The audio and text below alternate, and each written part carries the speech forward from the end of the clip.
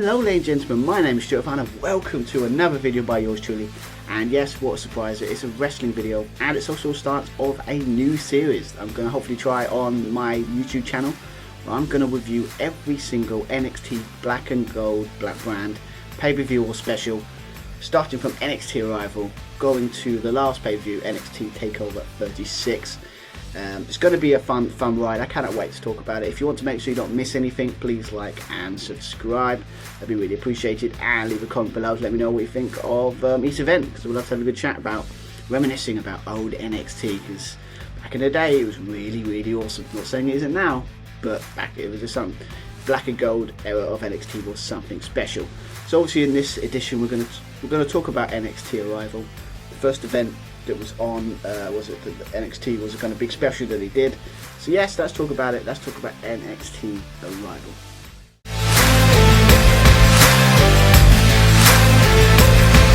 Let's talk about NXT Arrival. Yes, this was kind of the first big event of this new era of NXT, also in 2014. Obviously, it's been building up ever since they changed the name around about 2010, 2011. Obviously, it was around about the time that it was ECW was supposed to be the big thing, supposed to be the developmental brand, but obviously ratings and it didn't exactly go according to plan. So obviously I think they bought out another company that was NXT, and they had the name NXT, and obviously NXT was born, taking the name of obviously Florida Championship Wrestling used to be the developmental, but it wasn't. But yeah, so this was the big event, like it was big, like first special, first one on the WWE network. It was obviously just launched 3 days prior. And yes, it was a big kind of signal intent of how they're really going to try and push this kind of new crop of stars at back in 2014 anyway. So obviously it was in the Full Sail University venue. Obviously went about 500 people were at attendance at this event, so it's quite low key, but it's big for NXT at the time. And obviously the big kind of 3 big matches that they're kind of pushing that were really was it good seller of the show. It was obviously, you had the big main event with obviously Bo Dallas, champion, longest reigning at the time, going against Adrian Neville. Obviously we had Paige defending her title against Emma, the NXT Women's Championship, and obviously Cesaro going against Sami Zayn. Obviously it was a rematch a couple of months prior of their 2 out of 3 Falls match that was considered one of the best matches of that year, and when you look back of it, you cannot deny it was absolutely amazing. Such a good match. But anyway, I digress. But this obviously was a big deal. So this was a big event. So the question obviously from this, looking back, was it a good show? And obviously does it still hold up? Because obviously it's like, what, 10 years? Like, it makes me show how old I am. I remember watching it, but yeah, this show is 10 years old now. I've had about 5 matches, but yeah, we're just going to go through each one and have a chat and enjoy about it, because obviously I think it's a really good show.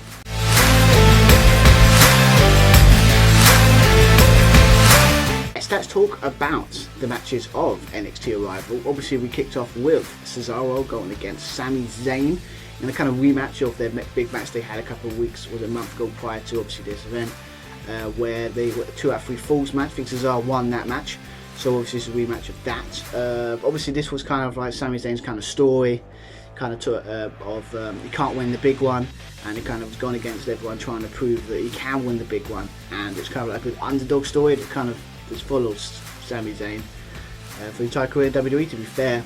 Obviously from here and obviously winning the Intercontinental Championship, obviously prior to me recording this.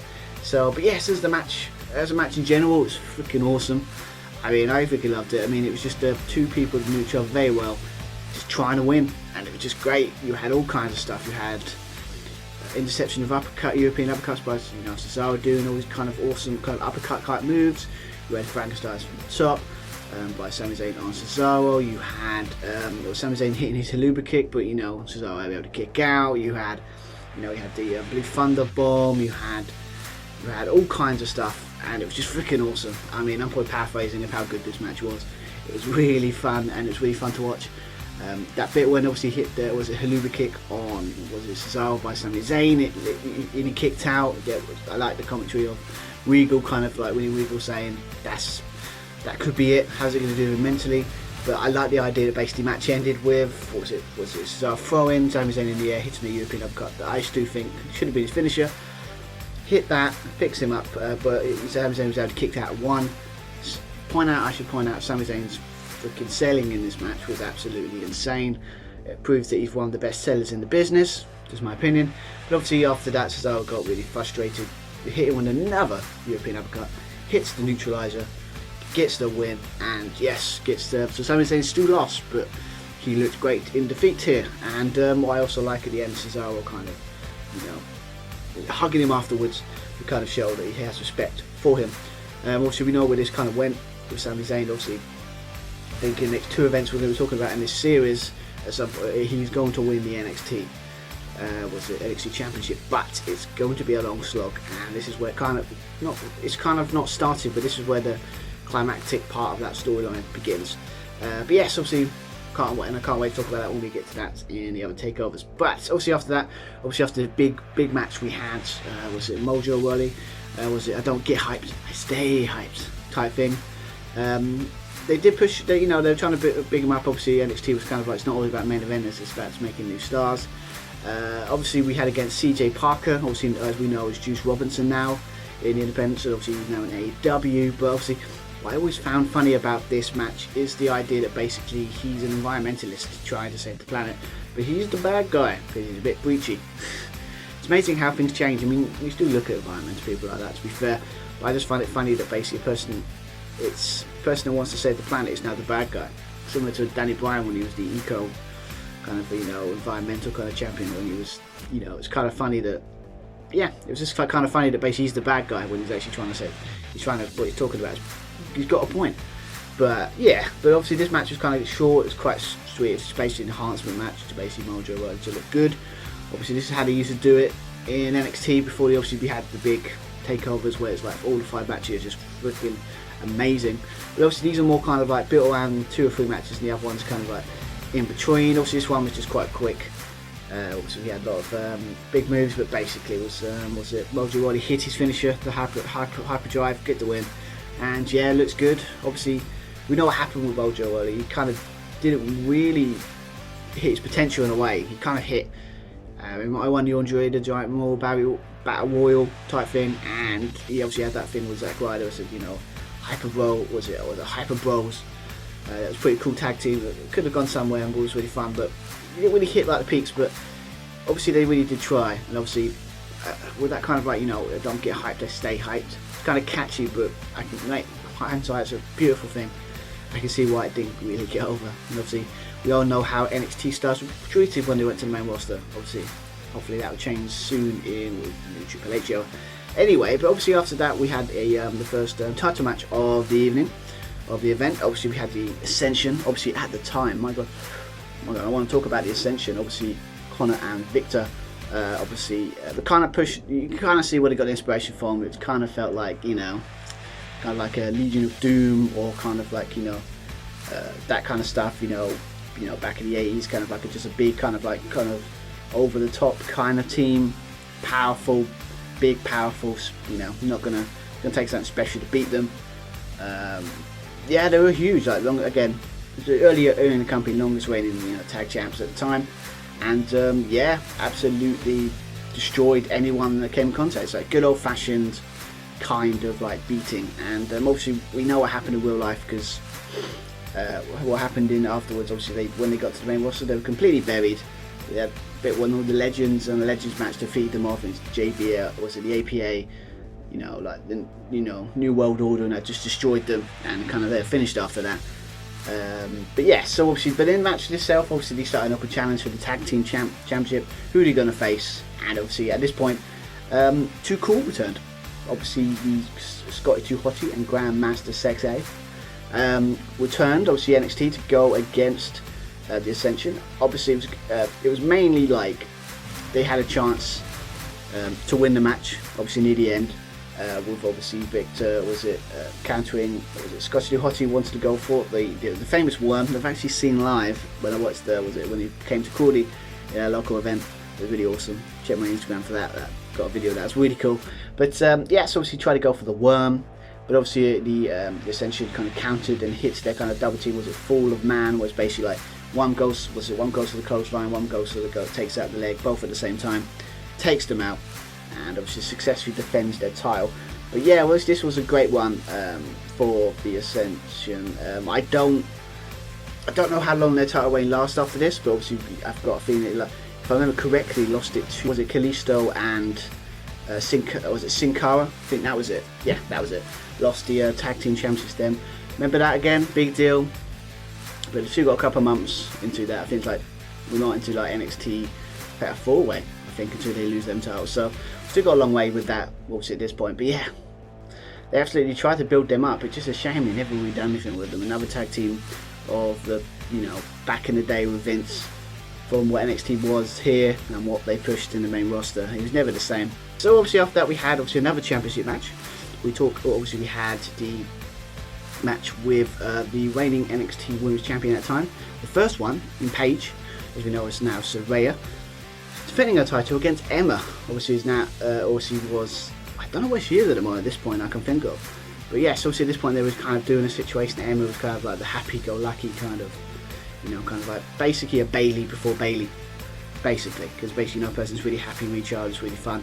But obviously in the ring, she's definitely a beast. That I kind of like in this match of the story. Obviously we had the thing with Stephanie McMahon coming out, introducing, kind of like bigging up the women's division and kind of helping announce the match. It was really cool. Obviously that's kind of what they did for this entire show, kind of like bigging up like legends there being there to kind of like show that this is new generation and they're keeping an eye on it.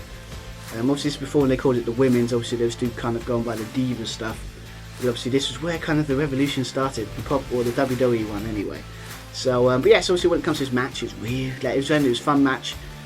Obviously, no offense to it, it was a very good match. But obviously, we're going to see way better ones in the next couple of takeovers and next NXT shows we're going to watch.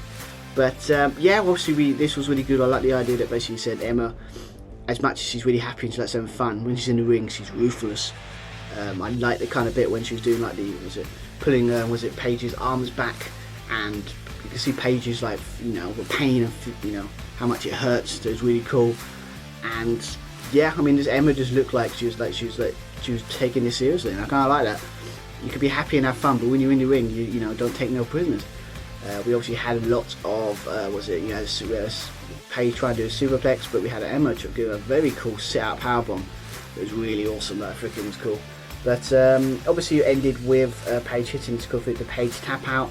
It's kind of like a move where she basically like locks her legs and then pulls and locks her arms. It looks like a really cool move. This is where it's debuted, and it's one of Paige's very awesome finishes, and it looks like it would hurt. So when the submission looks like it will hurt, it's usually a good sign. It's a good finisher. So, and obviously Paige tapped out, and obviously Emma tapped out. And Paige retains, and yeah, it was a solid match.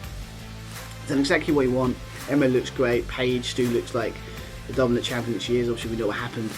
Obviously this was a couple of weeks before, I think, this was February, so a month before she obviously debuted against AJ Lee and won the Divas Championship. But obviously we'll find out later also when we look at the first takeover. But yeah, obviously this was like in the tail end of a kind of big run of push that they were trying to do with Paige. You could sit there and say that kind of like she was the first kind of proper woman wrestler that they push, because obviously she debuted before you had people like Sasha Banks, Bailey, Becky Lynch, Charlotte, all that kind of stuff.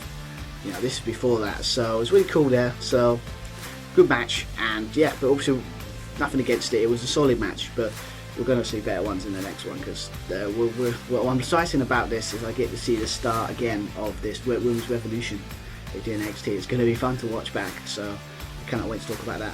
So yeah, so after this match we had, obviously we were supposed to have a match between Tyler Breeze and Xavier Woods, but obviously it was stopped by the interference of Rusev and Lana. Obviously at this point it was a kind of Rusev was kind of just being pushed as kind of like the beast that we know. We know how he was booked afterwards when he debuted, and obviously he won the United States Championship and he had that long reign. He was obviously stopped by John Cena at WrestleMania, but it was still a cool reign. I think it was like 31 he lost it. But anyway, but in this case it was just like he came down, destroyed was it Tyler Breeze, and it obviously took out Xavier Woods with the Accolator, or the kind of cable clutch, if I say it correctly, hitting that, and then basically showing how an awesome beast he is. Lana kind of bigging him up, and basically it's a old school kind of beat down of opponents to make you look strong, and it was fun. It's good. Obviously we know, never really got heights of NXT, but we know how heights he got in WWE. So, obviously after that we got to the main event. Bo Dallas defending his title against Adrian Neville for the NXT Championship in a ladder match. First ever in NXT. And obviously we had Shawn Michaels endorsing the match at the beginning, trying to get his words out, probably like me right now, and he couldn't because the crowd were really trying to chant one more match. It's very different now, because obviously back then it was kind of like he could have probably still gone, to be fair. Obviously we saw the really bad return match when he had at Saudi Arabia, and we all know that he's probably said we'll never see a match like that again. No offence, but yeah, this time. But I kind of like the endorsement. It was his first ladder match. They kind of pushed it. It's the first ladder match, and yeah, he kind of endorses, gets to sets up the match, and then yeah. So obviously we got the main event. So what I like about this match is I like the idea basically they both kind of pushed that they don't never been a ladder match before, so they don't know what to do. And what I like about it is that in this match it kind of felt like it. We weren't talking. We're not doing like crazy spots. We're like kind of like taking the ladder, trying to think of unique ways, just thinking about what we're going to do with it. Obviously we had that cool spot with the kind of a tug of war with the ladder. Obviously Bo kind of countered that and obviously hit him in the corner of on Neville. It was really cool. We had the bit where early on when it was Neville was trying to hit the red arrow, but obviously Bo Dallas kind of pushed him off the ropes onto the outside. Yeah, obviously we had some power bombs. We had all kinds of awesome stuff in this match. I kind of like the finish with the idea that based with the bit where you put Bo Dallas on the ladder and then hits the red arrow on him on the ladder.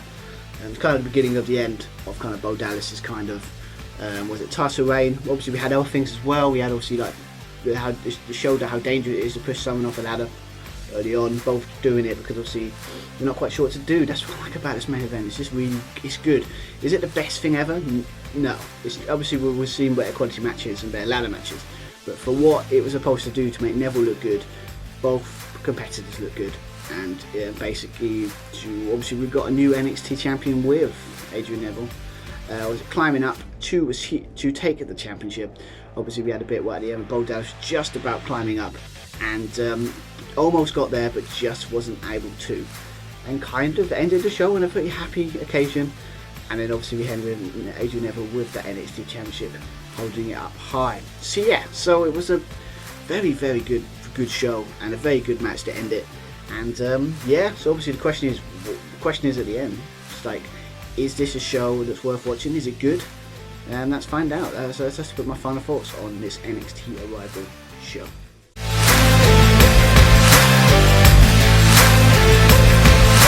Yes, let's put my final thoughts on this first of my NXT reviews, obviously NXT Arrival. So yeah, was it a good show? What does it still hold up? That's the question I would ask myself. Obviously it's different when you know NXT takeovers are going to be in the future, so you know like the kind of quality they're going to become. But when it comes to this show or this, it was decent. It was decent. It was good to watch. The pacing was good. They put the time on the matches that mattered. Obviously the opening match with Sami Zayn and Cesaro was definitely needing of 22 minutes and was worth it. Obviously would like a bit more on the women's match, but it was good paced and obviously the timing was very well. Obviously with Paige and Emma. Obviously the main event, I think it was like 17 minutes, but it was just around about the perfect time, and it just, yeah, it was good. It was like, I'm not sitting there going to say it's great, obviously, because it's still, you can see kind of they're still trying to figure out how we're going to do this, because obviously we're not doing this. It was kind of a special more than a pay-per-view kind of thing where it's a main pay-per-view. It's kind of just an extra hour of like kind of specials, like kind of AEW used to do early on when they done they build up to special like kind of 2-hour kind of shows, and this is kind of how we kind of do, like obviously this was the Arrival. Obviously we got it's very different when we get to take over, and we'll talk about that, but you can see the kinks out of it. They've got stuff to iron out, but it's still a good show to watch. Also it's still fun to watch. I think the best match is obviously the main event or maybe the opener, but basically it depends on your preference, I would say. But yeah, it's a great show. I really enjoyed it. So obviously that's my thoughts on it. But what I'm going to do is, because this might be an interesting thing for what we're going to do for the entirety of this kind of series is we're going to put like a tier system. Go on, was it Tier Master, or go on the website, you know, the ones you see when we do tier systems. And what we're going to do is we're going to put like each takeover we talk about and put it into a tier system of, you know, what we like about it. So obviously this one I've got a thing where it says it's got either great, it's good, it's alright, just about bearable, and obviously get in the bin, basically utterly rubbish. I don't see any of the NXT takeovers being in that one. So the obviously question would be on this one would be the situation of what would this first, it's not a takeover but it's Arrival, the first NXT show, what would be. Obviously I wouldn't put in alright, because obviously it is got a lot of good stuff going for it, but obviously I wouldn't put it great because it hasn't hit its peak yet and there's still a couple of things need to iron out when you watch back. So if I was going to put this in, I'd put this in the category of just good. It's a good show. It's a good show, it's solid.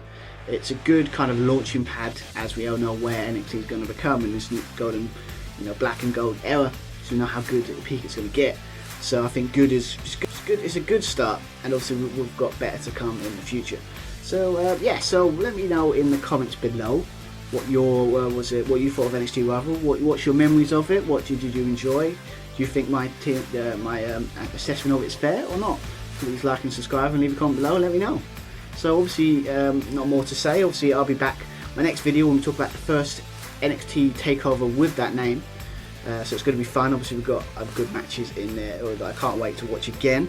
Obviously it's going to be fun to talk about that. Obviously it's interesting to see if that still holds up, or is it still kind of a good quality, yeah, and, you know, solid start. But yeah, I can't wait to talk about that.